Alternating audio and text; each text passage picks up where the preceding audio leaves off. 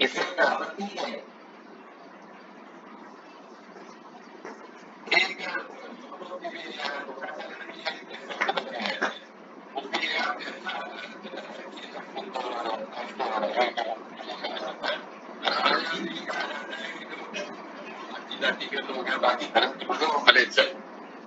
हाँ, मैंने आपको बताया, संकेत किया, अपने लोग आधा म और ल म्लेच्छ उसको पूरा म बना के स्वीकार कर लेते हैं, क्योंकि बोलना नहीं आता ना जो अपने को, उच्चारण के दोष से म्लेच्छ मलेच्छ बन जाता, मल की इच्छा वाला। तो ये भ्रांति है, इसको ठीक कर लेना चाहिए। इसी आधार पर आप अन्य जो भी संप्रदाय हो या अन्य कोई देश के लोग हो, विशेष करके अंग्रेज का उदाहरण देखिए।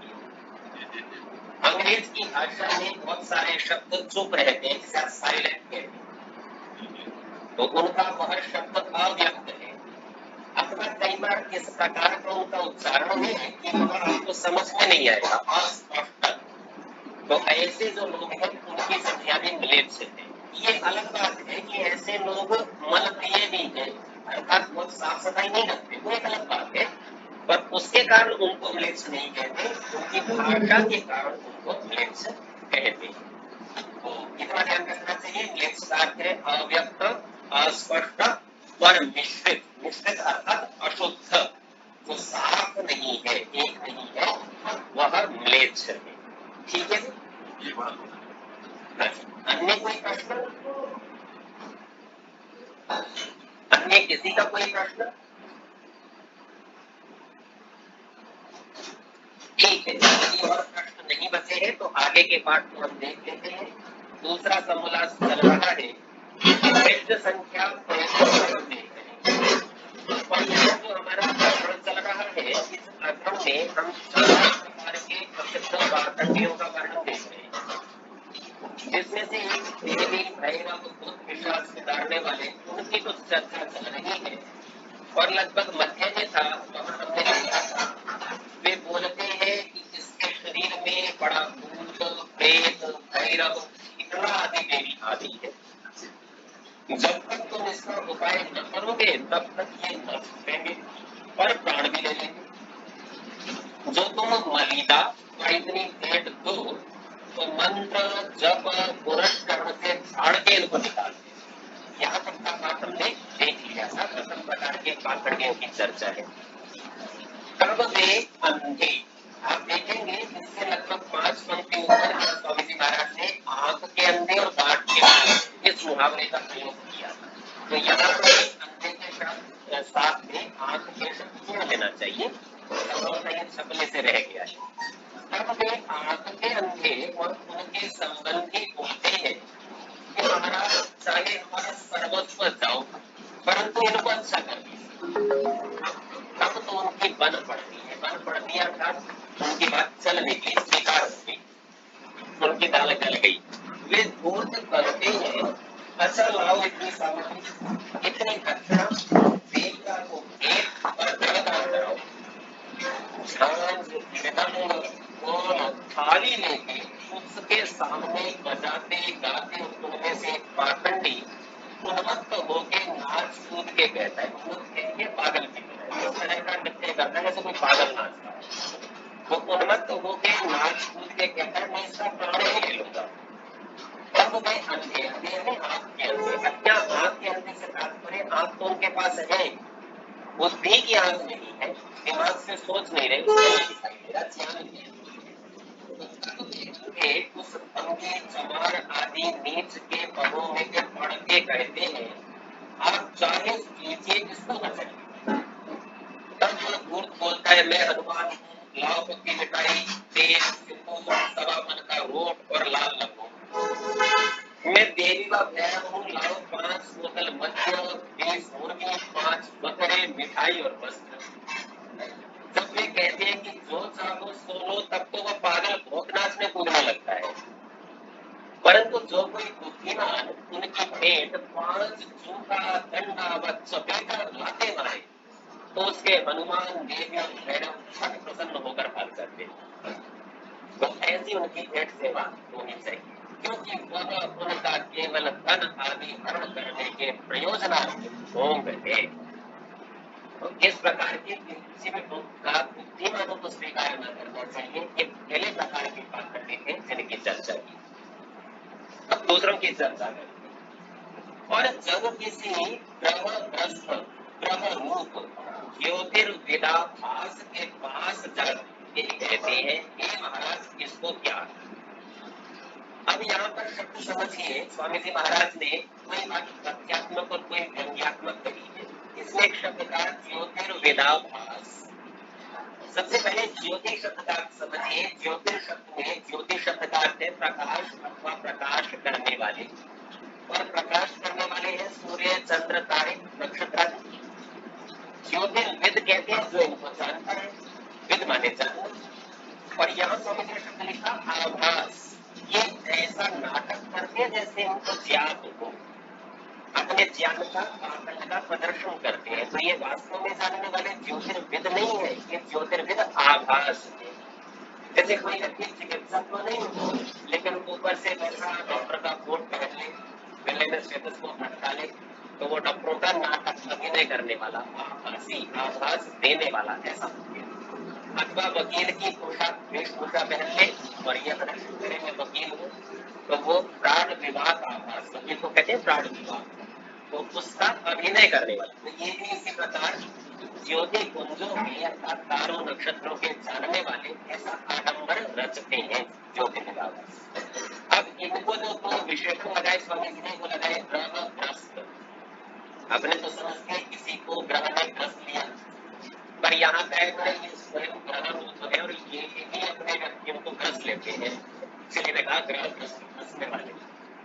तो ये जो ज्योतिषी है ना आधुनिक देखना, जन्म कुंडली पत्री देखना, ये सारे के सारे ग्रह ग्रस्त है, क्योंकि ग्रहों में पकड़ा हुआ है, ये ग्रह पकड़ते रहते हैं। दूसरा था ग्रह रूप, ये स्वयं ग्रह रूप है, जैसे ग्रहों को कहा गया ना ये ग्रह ग्रस्त लेता है, ग्रहण कर लेता है, तो बोले ये ज्योतिष में कुछ नहीं है, यही तो यही है ग्रह।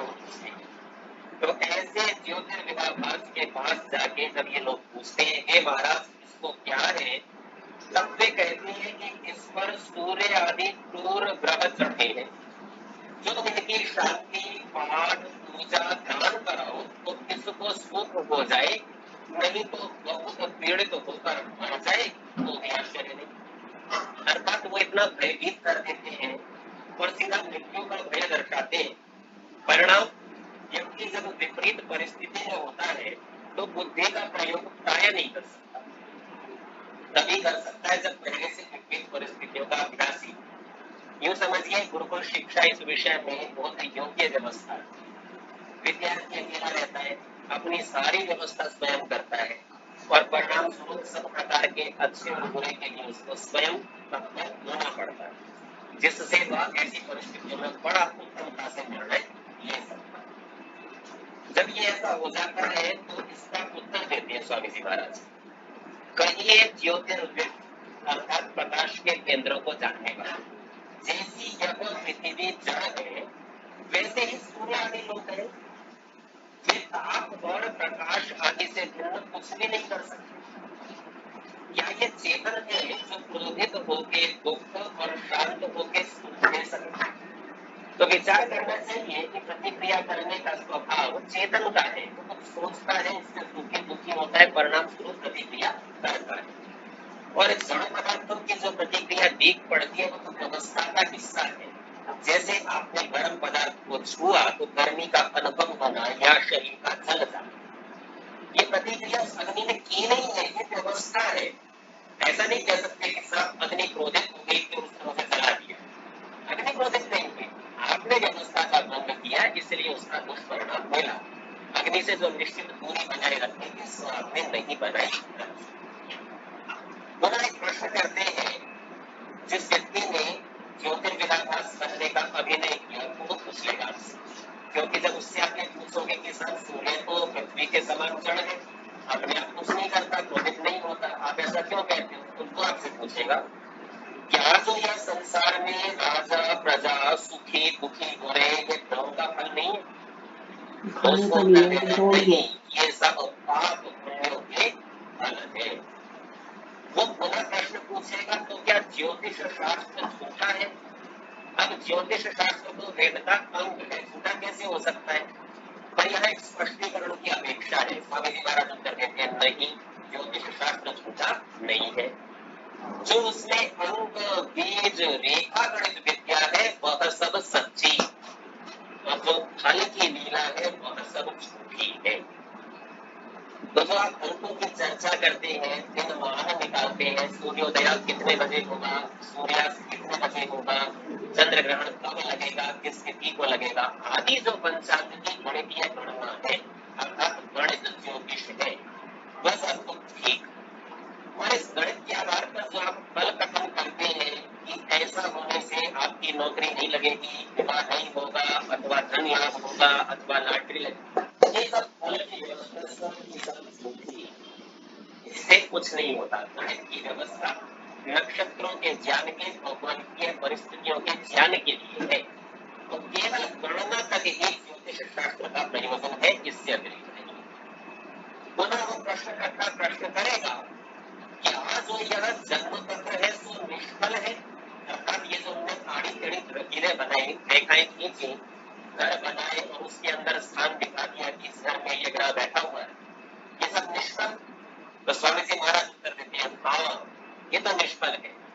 वह जन्म पत्र नहीं, किंतु उसका नाम शोक पत्र रखना चाहिए, क्योंकि जब संतान का जन्म होता है तब सबको आनंद होता है, परंतु वह आनंद तब तक होता है कि जब तक जन्म पत्र बन के ग्रहों का फल न सुने।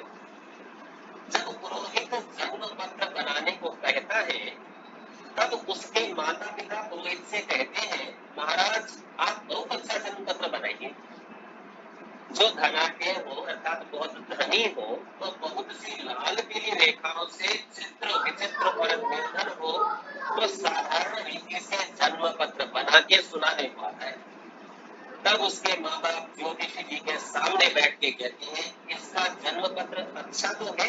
ये प्रश्न पूछते हैं ज्योतिषी जी से। ज्योतिषी कहता है, जो है सो सुना देता हूँ। इसके जन्म ग्रह बहुत अच्छे और मित्र ग्रह भी बहुत अच्छे हैं, जिनका फल धनाढ्य और प्रतिष्ठावान जिस सभा में जा बैठेगा तो सबके ऊपर इसका तेज पड़ेगा, शरीर से आरोग्य और राज्य मानित होगा, अर्थात राज्य मिलेगा, इसे राजा बनेगा। इत्यादि बातें सुन के पिता भी बोलते हैं, वाह वाह ज्योतिषी जी आप बहुत अच्छे। ज्योतिषी के समझते इन बातों से कार्य सिद्ध नहीं होता। तब ज्योतिषी बोलता है, ये ग्रह तो बहुत अच्छे हैं, परंतु ये ग्रह अर्थात फलाने फलाने ग्रह के योग से 8 वर्ष में समृद्धि योग। अब व्यक्ति को ऐसा लगता है, कहाँ तो राज्य सुख मिलने वाला था, कहाँ मर ही जाएगा, कुछ उपाय करना चाहिए। वो कहते हैं, इसको सुन के माता पिता आदि पुत्र के जन्म के आनंद को छोड़ के शोक सागर में डूब कर ज्योतिषी जी से कहते हैं, महाराज जी हम क्या करें? अर्थात आनंद को छुड़ा के शोक में डालने वाला ये पत्र शोक पत्र है, जन्म पत्र नहीं। तब ज्योतिषी कहते हैं, उपाय करो। गृहस्थ पूछे क्या उपाय करे? ज्योतिषी जी प्रस्ताव करने लगते हैं कि ऐसा ऐसा काम करो, ग्रह के मंत्र का जप कराओ और नित्य ब्राह्मणों को भोजन कराओगे तो अनुमान है कि नव ग्रहों के विघ्न हट जाएंगे। शब्दों पर ध्यान दीजिए, ज्योतिषी जी ने कहा कि अनुमान है, पक्का दावा नहीं कर रहे, संभावना व्यक्त कर रहे। अनुमान शब्द इसलिए है कि जो मर जाएगा तो कहेंगे हम क्या करें, परमेश्वर के ऊपर कोई नहीं, हमने तो बहुत सा यत्न किया और तुमने कराया, उसके कर्म ऐसे ही थे। और जो बच जाए तो कहते हैं कि देखो हमारे मंत्र देवता और ब्राह्मणों की कैसी शक्ति है तुम्हारे लड़के को बचाने। यहाँ यह बात होनी चाहिए कि जो इनके जप पाठ से कुछ न हो, लाभ नहीं हो, तो दूने तिगुने भूतों से ले लेने चाहिए, और बच जाए तो भी ले लेने चाहिए। क्योंकि जैसे ज्योतिषियों ने कहा कि इसके कर्म और परमेश्वर के नियम तोड़ने का सामर्थ्य किसी का नहीं, वैसे गृहस्थ भी कहे कि यह अपने कर्म परमेश्वर के नियम से बचा है, तुम्हारे करने से नहीं, तो इसीलिए जो तुमने किया उससे दुगना तिगुना धन इसे ले लेना चाहिए। अब दो प्रकार के पाखंडियों की चर्चा होकर तीसरे प्रकार के पाखंडियों का कथन करते हैं। ये तीसरे प्रकार की पाखंडी आत्मिक संप्रदायों के गुरु है। कहते हैं हम तीसरे गुरु आदि की पुण्य दान करा के आप ले भी वही उत्तर देना जो ज्योतिषियों को दिया। हम समझिए इनको ये गुरु लोग इस प्रकार से अवश्य बहकाते हैं कि धन के कारण बहुत प्रकार के पाप लगते हैं, लक्ष्मी को काफी, और आपको अनेक प्रकार के दुख होंगे। इससे बचने का उपाय बोले दान करो और अपने सारे पाप हमको झेल लेंगे, हम अनेक सी आपके सारे कष्टों को उठाने के लिए आपको मुक्ति दिलाएंगे, इससे धन हमें दे दो, सारा पाप हमें दे दो, हमको पापी बनने की कोई चिंता नहीं। ऐसा कहते हैं तो उनको भी वैसे ही उत्तर देना चाहिए कि जो पाप का फल है वो कर्म परमेश्वर की व्यवस्था से मिलता है और उसे तोड़ने का, बदलने का सामर्थ्य किसी का नहीं। इसीलिए आधुनिक सांप्रदायिक गुरुओं को भी धन आदि न देना चाहिए। चौथी प्रकार के पाखंडी आचार्य जी, हमारी भाभी जी कार्य की है हॉस्पिटल है और डिलीवरी के लिए लेके आती है, उनके परिवार के लोग आजकल छठी बना के ले आते जी। हालात समय पे अगर डिलीवरी नहीं होती है तो आप इलाज ठीक है, तो इस वक्तव्य में उत्तर तो मैं दे ही चुका हूँ। ये जो राजयोग है आदि आदि है, ये सब मिथ्या बातें हैं, क्योंकि फलित ज्योतिष पूरा का पूरा झूठा है, केवल गणित ज्योतिष सत्य है। वैसी अनेक घटनाएं हम अपने जीवन में देखेंगे, अनेक अनुभव करेंगे, जहाँ जान लेंगे कि जैसा कहा जाता है वैसा होता नहीं। या ये बात भी ध्यान देनी चाहिए, कभी कभी लगेगा कि उसकी बात तो सच्ची निकल गई, तो ये ध्यान दीजिए कि 100 में से 2-4 बातें सच भी निकल जाए तो ये मात्र संयोग है, क्योंकि यदि कोई काम 100 में से 90 बार गलत होता हो और 10 बार सही होता हो तो वो नियम नहीं है, वो अपवाद है। मानने की चीज नियम है, अपवाद नहीं। अच्छा, विचार करके देखिए, राजयोग किसी के लिए कुंडली में बैठाया जा सकता है, सबके में बैठा दीजिए, और नहीं बैठाया जा सकता तो उपचार है ना, उपाय है राजयोग दिलाने के, ऐसा ऐसा कर दीजिए। अब परिणाम क्या होगा? सब लोग राजा बन जाएंगे। यदि सब राजा बन जाएंगे तो प्रजा कौन होगा? तो फिर वो राजयोग की क्या, वो राजा है जिसके पास प्रजा ही ना। तो इन युक्तियों से आप देखते हैं कि ये सब बातें मिथ्या है, जाल है, छल है, इनका सर्वथा त्याग करना बुद्धिमानों को योग्य। अब चौथे की चर्चा करते हैं, तो कहते हैं अब रह गई शीतला और मंत्र तंत्र यंत्र आदि, ये भी ऐसे ही भोग मचाते हैं। कोई कहता है कि जो हम मंत्र पढ़ के गोरा व यंत्र बना देंगे तो हमारे देवता और वीर उस मंत्र यंत्र के प्रताप से उसको कोई विघ्न नहीं होने देते। उनको वही उत्तर देना चाहिए कि क्या तुम मृत्यु परमेश्वर के नियम और कर्म फल से भी बचा सकोगे? तुम्हारे इस प्रकार करने से भी कितने ही लड़के मर जाते हैं और तुम्हारे घर में भी मर जाते हैं, और क्या तुम मरण से बच सकोगे? तब वे कुछ भी नहीं कह सकते और वे दूर जान लेते हैं कि यहाँ हमारी दाल नहीं बनेगी। इससे इन सब मिथ्या व्यवहारों को छोड़कर धार्मिक संदेश के कार्यकर्ता, निष्कपटता से सबको विद्या पढ़ाने वाले उत्तम विद्वान लोगों का प्रत्युपकार करना, जैसा वे जगत का उपकार करते हैं, इस काम को कभी न छोड़ना चाहिए। तो इस बात को आप स्थिर सिद्धांत के रूप में समझ लीजिए। दान आदि का अधिकार केवल उन मनुष्यों का है जो विद्या के प्रचार और प्रसार में लगे, अन्यत्र किसी भी स्थान पर दान न देना चाहिए। गौशाला आदि के लिए, प्याऊ के लिए, चिकित्सालय के लिए, अनाथालय के लिए, दुष्टाश्रम आदि के लिए दिए गए दान केवल उस अवस्था में दान कहलाएंगे यदि उन दानों के द्वारा भी विद्या प्राप्ति में सहायता मिलती हो। और यदि ऐसा नहीं होता है, गौशाला है, करने के लिए गौशाला है और वह दूध का करता है व्यापार, तो आपका दिया गया दान वहाँ कुछ भी योग्य नहीं है, कोई पुण्य का कारक नहीं होगा। ये अपने को विचार करना चाहिए। गौशाला का दूध यदि विद्यार्थियों को मिले, सन्यासियों को मिले, योग्य विद्वानों अतिथियों को मिले, आपको गौशाला की उपयोगिता है और वह दान दिया जाना चाहिए।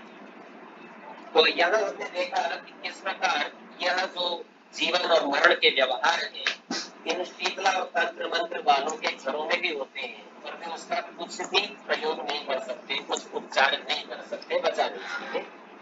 तो इसीलिए केवल विद्या की वृद्धि करने वाले उपकार करता हूं, और ये भी तो निष्कपट ऐसा करते हैं, जो लालच से, वेतन के लिए या अन्य किसी आग्रह के कारण से विद्या को लेते देते हैं, वो इसके पात्र नहीं है, उनके लिए नहीं है ये व्यवस्था। जो निष्कपट केवल लगे हैं उनके लिए ये व्यवस्था है। और जितने लीला, रसायन, मारण, मोहन, उच्चाटन, वशीकरण आदि करना कहते हैं, उनको भी महाकामर समझना चाहिए। कामर नाम है पागल का, मूर्ख का, मूर्ख का। महाकामर सामान्य नहीं है, ये बहुत बड़े महाकामर, इनको समझना चाहिए। यह समझिए रसायन, ये जो रसायन है ना, इसका एक खेल लोगों को बहुत चलता है। पानी से सोना बना देंगे, चांदी बना देंगे, ये रसायन की प्रक्रिया।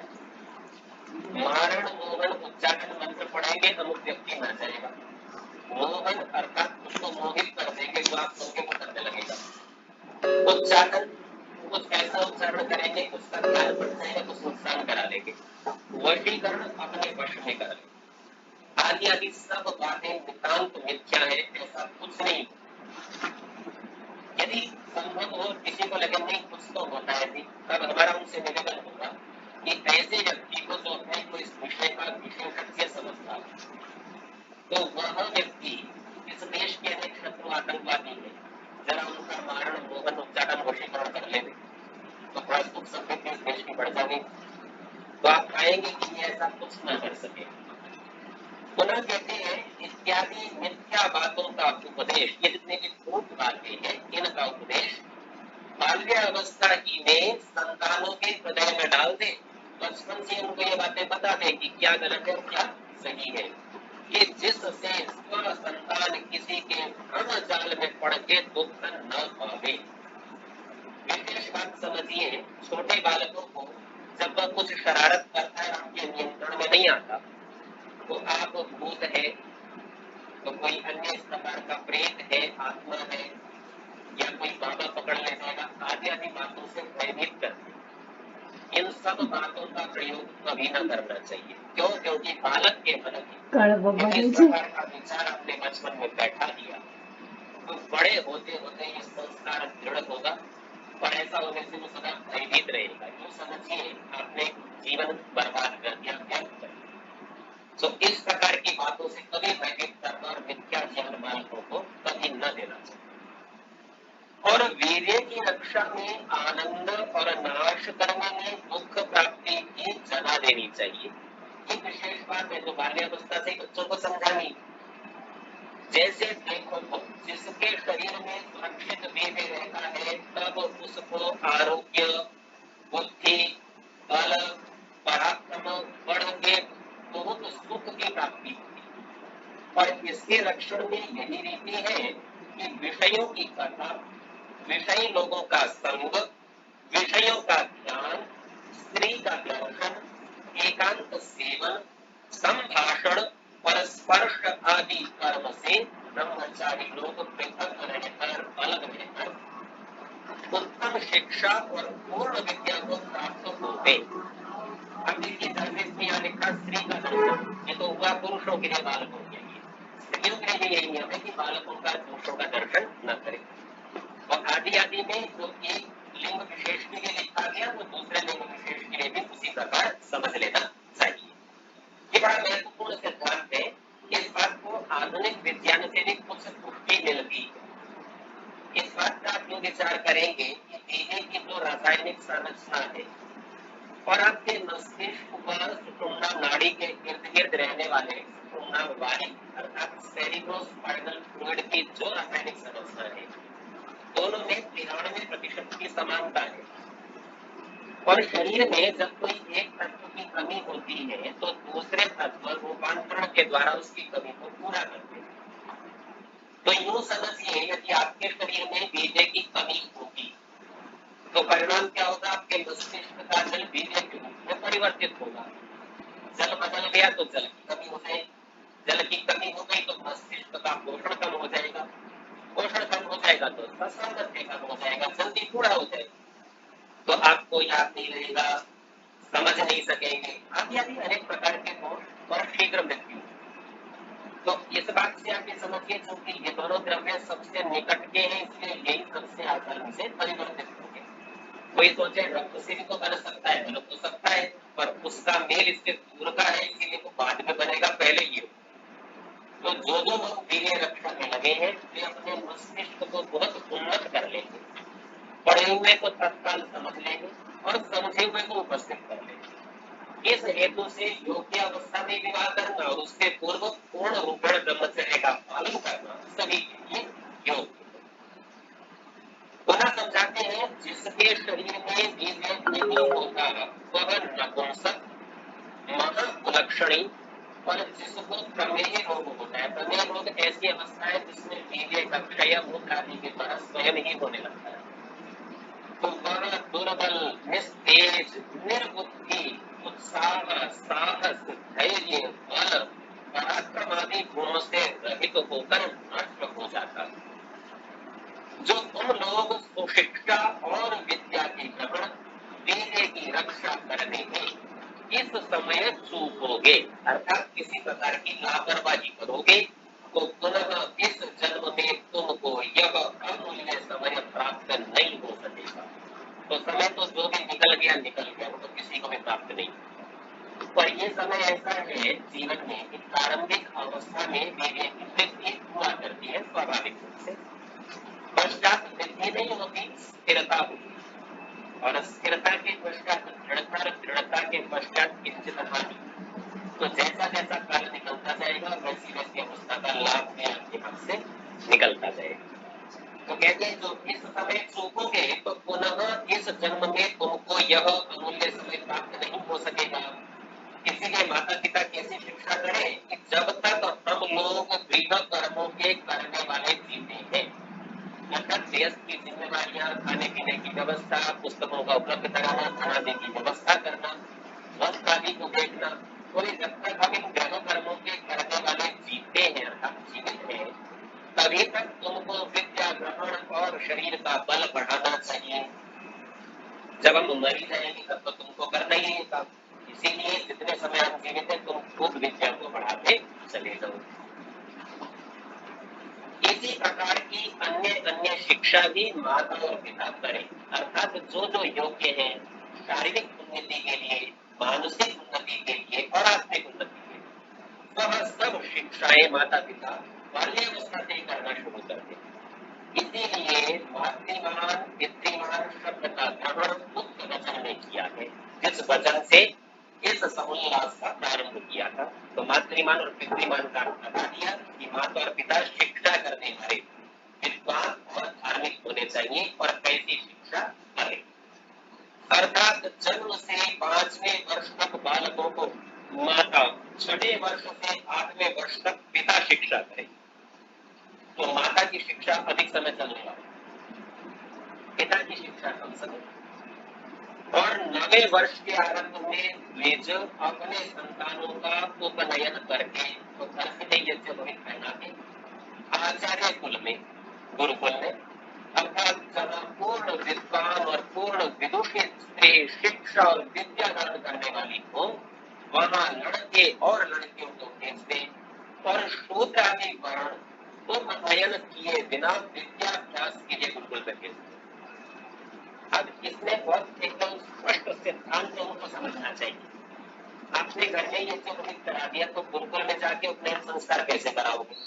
तो यूं समझिए, घर में जब आप यज्ञोपवीत पहनाते तो आप यह विचार करते हैं कि बालक को ब्राह्मण बनाना है कि क्षत्रिय बनाना है या वैश्य बनाना है, और पहले 8 वर्षों में जैसे बालक की योग्यता होगी उस आधार पर आपने निर्णय निकाला होगा, और वैसा करके आप यज्ञोपवीत करा के भेज देते हैं। पश्चात गुरुकुल में जाकर आचार्य उसका परीक्षण करता है, और परीक्षण करके वो तय करता है कि ये ब्राह्मण बना या क्षत्रिय बना या वैश्य बना या शूद्र रह गया। तो बनता नहीं, शूद्र रह जाता। तो ध्यान दीजिए, चारों वर्णों को गुरुकुल में भेज देते हैं, इनका तो तय हो गया था, योग्यता प्रदर्शित की थी, मंत्र याद हो रहे थे, अर्थ याद हो रहे थे, प्रस्तुत कर रहा था, उच्चारण शुद्ध था, तो माता पिता ने ब्राह्मण के योग्य यज्ञ को बनाया और भेजा, बोले ब्राह्मण बनाना। क्षत्रिय के समान दिख रहा था कि विद्या से अधिक रक्षा करने में, यंत्रों में रुचि दिखा रहा था तो माता पिता क्षत्रियोचित यज्ञोपवीत पहनाकर भेजते हैं। वैश्य वर्ग के कार्यों में रुचि दिखा रहा था, लेन देन में, तो वैसा यज्ञोपवीत पहनाकर गुरुकुल में भेजा।